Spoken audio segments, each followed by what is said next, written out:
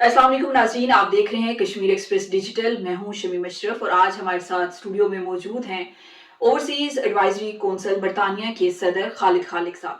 अस्सलाम वालेकुम खालिद खालिक साहब, सबसे पहले आपका बहुत शुक्रिया कि आपने अपनी मसरूफियात में से हमें कीमती वक्त दिया और आज यहाँ स्टूडियो में हमारे साथ मौजूद हैं। खालिद साहब, ये बताइएगा कि जो आपकी ओवरसीज़ एडवाइजरी कौंसिल है, इसको बनाने का मकसद क्या था और आप किस से इंस्पायर हो गए तो आपने ये तंजीम बनाई?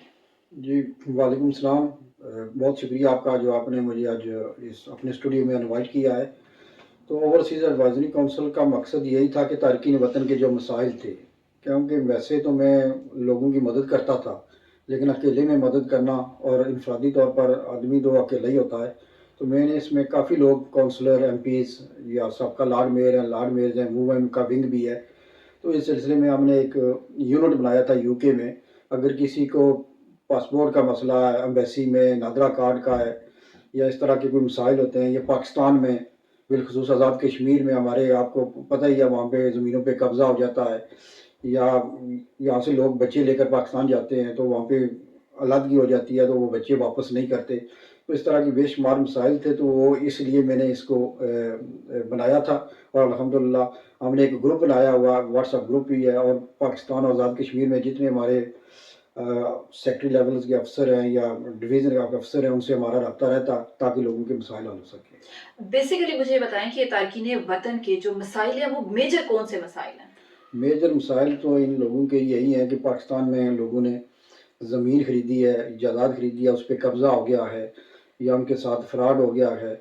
दूसरा ये है कि पाकिस्तान में बैंक अकाउंट्स में सबसे ज़्यादा मसला है कि यहाँ से आप पाकिस्तान जाते हैं तो बैंक अकाउंट खुलाते हैं, 6 महीने बाद वो आपका एंडोर्मेंट हो जाता है।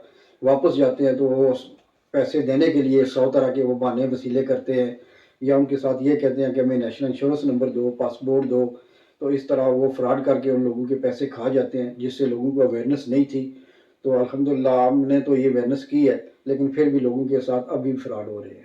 तो ये भी बताइएगा कितना अरसा हो गया आपको इस तंजीम को बनाए हुए और कितनी अचीवमेंट्स हो चुकी हैं आपको? देखिए, ये तंजीम बनी थी जब यहाँ पे यूके में कोरोना था, तो शायद उस दिन कोरोना में हमारे उस वक्त के वज़ीर आज़म थे राजा फ़ारूक अहमद साहब, तो उन्होंने एक पाबंदी लगाई थी कि ये लोग आज़ाद कश्मीर में दाखिल नहीं हो सकते। तो अल्हम्दुलिल्लाह उस वक्त ये हमने यूनिट काम किया था, तो उस वक्त से हमने उनको ये बावर कराया था कि अगर आप हमारे ये मसाइल लोगों को घर नहीं जाने देंगे तो आप आज़ाद यूके में भी आसानी से नहीं आ सकेंगे। तो उन्होंने ये बात हमारी बात को मान लिया था। उस वक्त ओवरसीज़ के थे जुल्फ़ी बुखारी, तो उनके बात में भी ये इल्म नहीं थी, तो उनको नॉलेज में लाया था। तो अल्हम्दुलिल्लाह ये 90% लोगों का अच्छा रिस्पॉन्स है। मैं तो इसलिए ये चीज़ें शेयर लोगों की नहीं करता कि प्राइवेसी होती है, लेकिन अल्हम्दुलिल्लाह लोग बताएँगे कि उनके लोग के किस तरह मसाइल हल हो रहे हैं। तो मुझे बताइएगा कि इस वक्त जो एडवाइजरी कौंसिल है ये यूरोप में या बाकी कौन-कौन से ममालिक में फ़ाल है और अवामी खिदमत का काम सरअंजाम दे रही है? लेकिन बेसिकली ये तो यूके में ही है, लेकिन यूरोप से भी लोगों के कई मसाइल होते हैं कि यूरोप में जो पाकिस्तान की एम्बेसी हैं, वहाँ पे लोगों के पासपोर्ट का मसला होता है, एनओसी का मसला होता है या नादरा कार्ड का होता है। तो वो ये कहते हैं कि ठीक है, यहाँ पे तो हम नहीं कर सकते। मेन एम्बेसी हमारी यूरोप की लंदन में है, वहाँ पे है, तो वहाँ से भी लोग रब्ता करते हैं और हम उनकी मदद भी करते हैं। तो जो लोग मसाइल के शिकार हैं वो आप तक कैसे रसाई हासिल कर सकते हैं? कोई आपका कौन-सा ऐसा प्लेटफ़ॉर्म है जहाँ पर वो अप्रोच करें आपको तो आप तक अपने मसाइल पहुँचा सकते हैं? देखें, एक तो आजकल सोशल मीडिया का दौर है। फेसबुक पे तो 1 मिनट की खबर पूरी दुनिया में फैल जाती है। दूसरा हमने एक पेज बनाया ओवरसीज़ एडवाइज़री काउंसिल का, जिसमें तकरीबन कोई 22 लाख मेरे ख्याल में मेंबर ग्रुप्स हैं वहाँ पे जिन्होंने जॉइन किया हुआ है। हुँ, हुँ।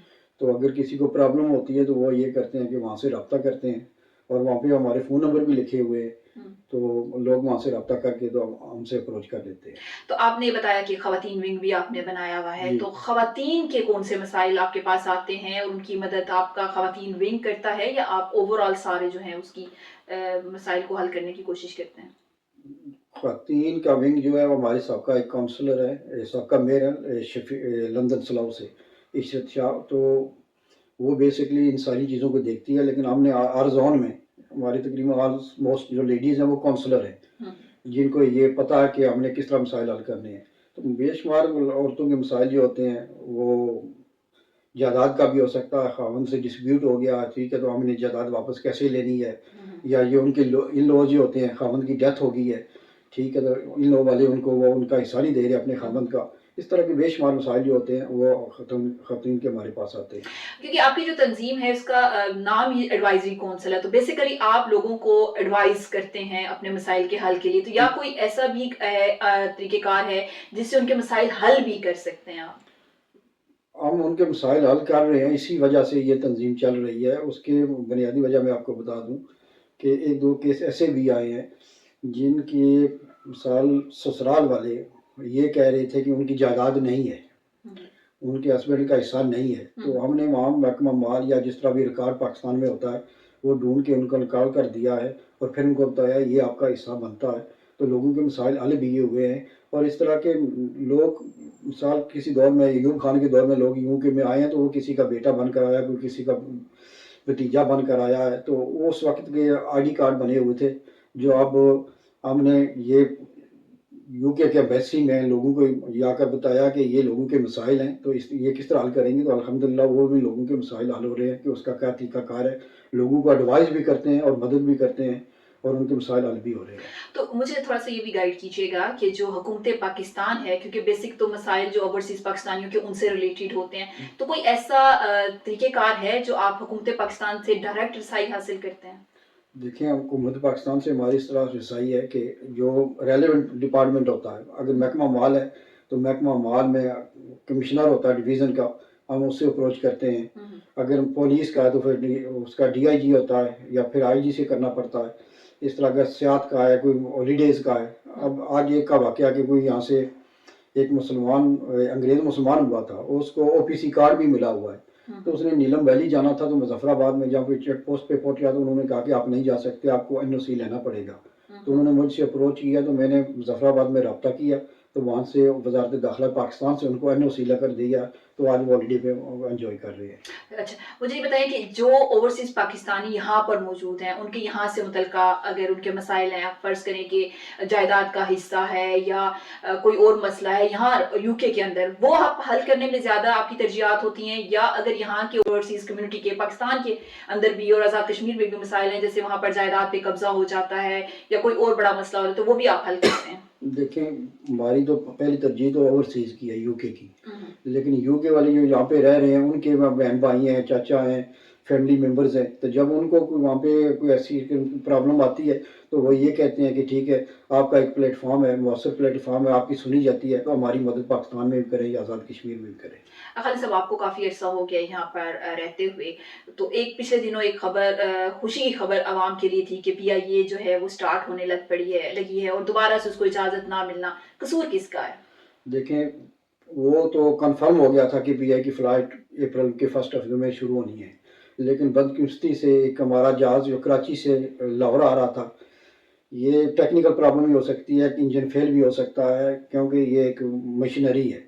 تو کوئی ٹائر اس کا آگے پیچھے ہو گیا یا ٹائر گر گیا یا کچھ بھی ہوا تو ہمارے سوشل میڈیا پہ وہاں سے اس نے اس کو چھالا یا نیوزوں میں بتایا یا جو بندہ وہاں پہ تھا ایئرپورٹ پہ جس نے ویڈیو بنائی ہے، یہ ان لوگوں کا قصور ہے.